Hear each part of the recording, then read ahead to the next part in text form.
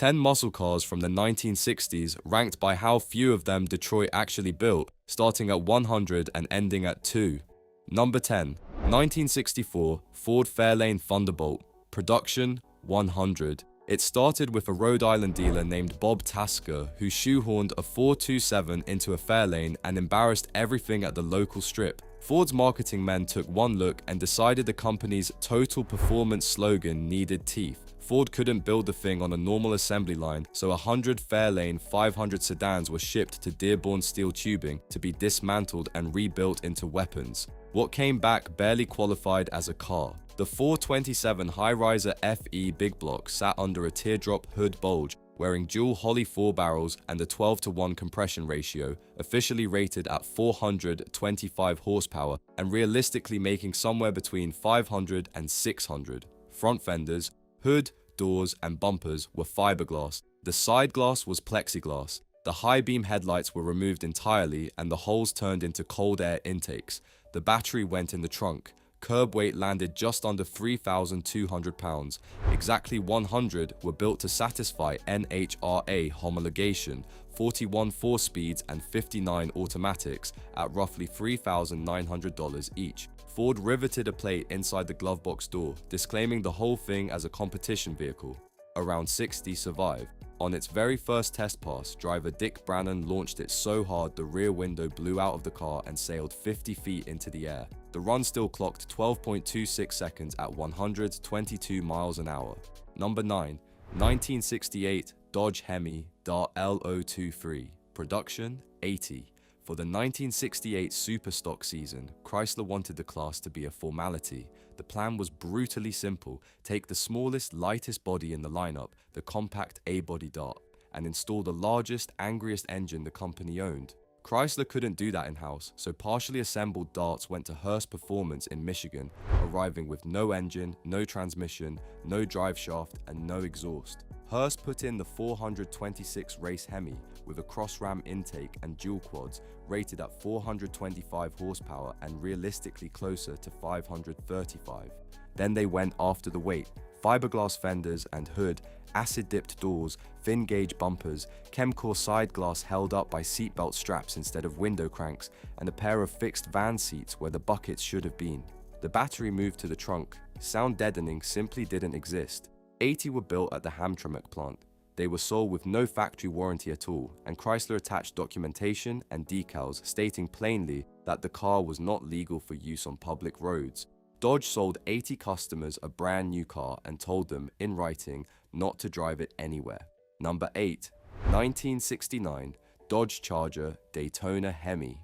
Production approximately 70. Chrysler built this car because Richard Petty walked out.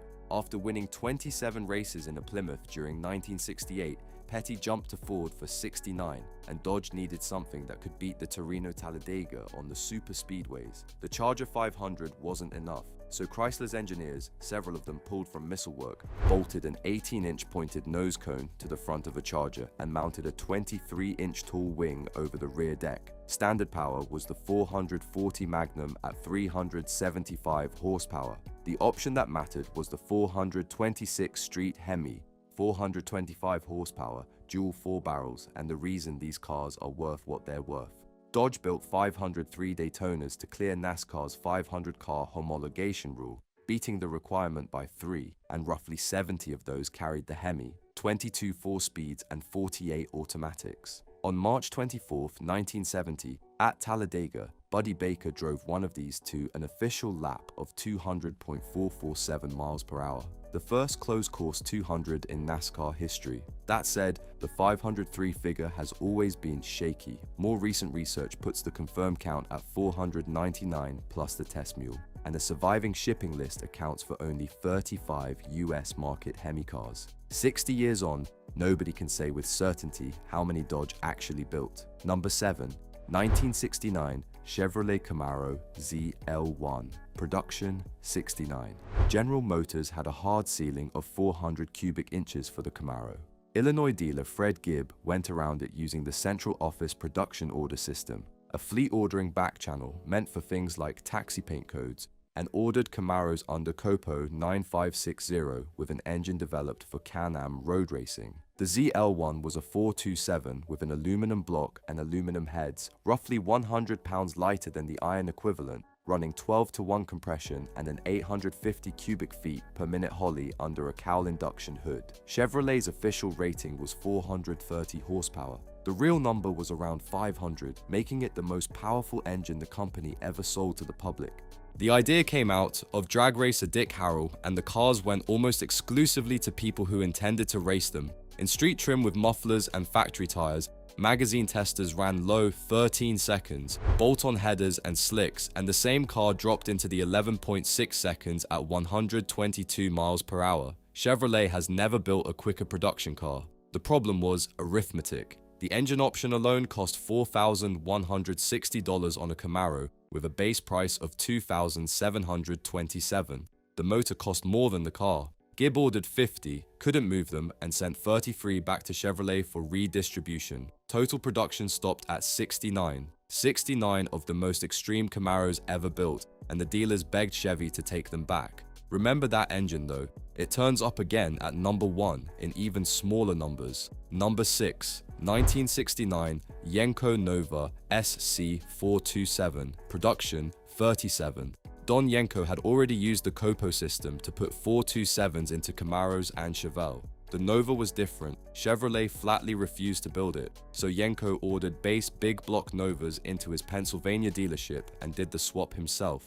What he created was the most unhinged sleeper of the decade, the L88 427, rated at 425 horsepower and 460 pound-feet, dropped into a compact economy car weighing barely 3,100 pounds, a Muncie 4-speed 4.10 positive traction gears, and virtually nothing else. From the outside, it wore a set of stripes and stock paint.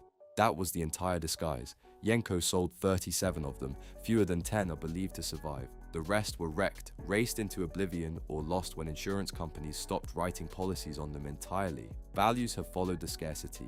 One changed hands at Mecum in 2015 for $380,000, and a more recent sale cleared $852,500. Yenko himself was asked about the car years later and said the company probably shouldn't have built it. His actual description was almost lethal. Number 5.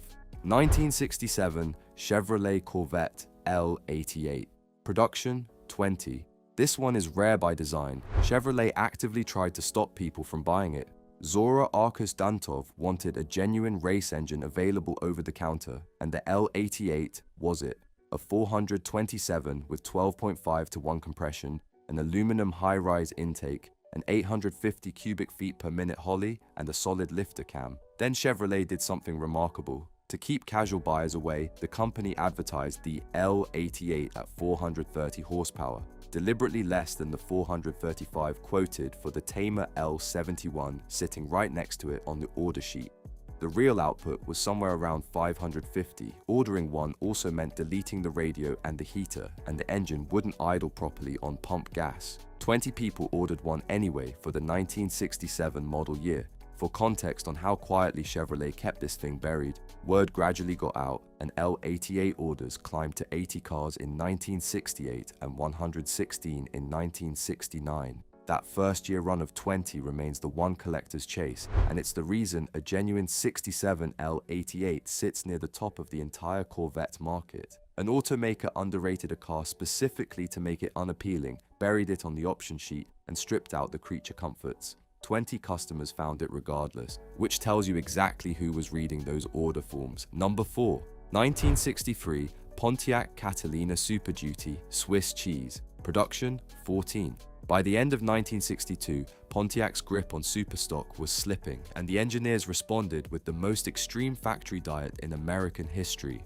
They cut the tops off the boxed frame rails, leaving a U-shaped channel, then drilled roughly 130 holes through what was left. Aluminum replaced steel in the fenders, hood, inner fenders, core support, bumpers, brackets, exhaust manifolds, bell housing, and rear axle center section. All told, about 400 pounds vanished. Power came from the 421 Super Duty V8 with 13-to-1 Mickey Thompson pistons, a McKellar camshaft, and twin Carter 4 barrels on an aluminum manifold. Officially 405 to 420 horsepower. Realistically near 500. The cars ran 12-second quarters at 120 miles per hour in 1963. The name came from journalist Roger Huntington, who saw the perforated frames for the May 1963 issue of Hot Rod and called them the Swiss cheese cars. 14 were built, 9 survived. One sold at Meekham's 2025 Indy auction for $742,500. The frames were so compromised that assembly workers had to prop them up with wooden timbers to keep them from twisting before the bodies went on. Then, on January 24, 1963, GM banned factory racing and killed the program mid-run. Number 3, 1969 Pontiac Firebird Trans Am convertible. Production 8. The Trans Am nameplate, the one that would go on to define Pontiac for the next decade, began as a quiet option code. Pontiac introduced the WS4 performance and appearance package in March of 1969, most of the way through the model. Year, with essentially no advertising behind it. It cost around $725 and added a rear deck airfoil, functional hood scoops, fender air extractors, and heavy-duty running gear. Under the hood sat the 400 cubic inch Ram Air 3, factory rated at 335 horsepower at 5,000 revolutions per minute and 430 pound-feet, backed by a 3.55 safe T-track, limited slip, and power front discs. Period testers considered the rating conservative as usual. Pontiac built 697 Trans Ams for the entire 1969 model year. Of those, 689 were hardtop coupes, 8 were convertibles. Every single one left the factory in cameo white with Tyrrell blue stripes. All 8 carried the Ram Air 3, and exactly 4 were 4 speeds. Jim Wangers, the same marketing man who helped invent the GTO, blamed the failure on 2 things. Pontiac barely promoted the car, and word had already leaked that an all-new Firebird was coming for 1970. Buyers simply waited. Here's the part that almost never happens with cars this rare. All 8 are still accounted for. Every one of them survives. Number 2, 1969 Pontiac GTO Judge Ram Air 4 convertible. Production 5. The Judge started as Pontiac's answer to the Roadrunner, a cheap, loud, stripped-down GTO meant to undercut Plymouth. It didn't stay cheap. Pontiac named it after a catchphrase from Rowan and Martin's Laugh-In, wrapped it in stripes and a 60-inch rear wing, and it became the GTO's flagship instead of its budget model. The top engine was the Ram Air 4, 400 cubic inches, round port heads, a high lift cam, and an aluminum intake, conservatively rated at 370 horsepower and 445 pound-feet. Magazines of the era pegged the true figure closer to 425. Pontiac built 6,833 Judges for 1969. Only 108 of those were convertibles, and of those 108, just 5 were ordered with the Ram Air 4, every one of them a 4-speed. It is the rarest documented body, engine, and transmission combination in the entire history of the GTO. 5 buyers checked 3 boxes on an order form in 1969. Those 3 check marks are worth 7 figures today. Number 1. 1969 Chevrolet Corvette ZL1. Production 2. We finish with the same aluminum 427 from number 7, except Chevrolet also made it available on the Corvette as a regular production option rather than a dealer back channel. Same Can-Am derived engine, aluminum block, aluminum heads, iron sleeves, 430 horsepower on paper and comfortably over 500 in reality, bolted to an M22 rock crusher, 4-speed and a heavy-duty positraction rear. Then Chevrolet priced it. The ZL1 engine option cost $4,718.35. The Corvette it went into had a base price of $4,781. The engine nearly doubled the cost of the car, and mandatory supporting options, heavy-duty brakes, F41 suspension, positraction, pushed the final sticker past $10,000 in 1969 money. There was no radio and no air conditioning because the point was never comfort. 2 customers said yes. 2. That's the entire production run, which means that of the 71 ZL1 powered cars Chevrolet built for 1969, 69 were Camaros and exactly 2 were Corvettes. Corvette chief engineer Dave McClellan later summed it up about as well as anyone could. It was a Can-Am engine in a production car, and only 2 were built because the thing was simply too extreme. Today, they're valued around $1.4 million apiece, and neither one is going anywhere. Thanks for watching. Don't forget to like and subscribe.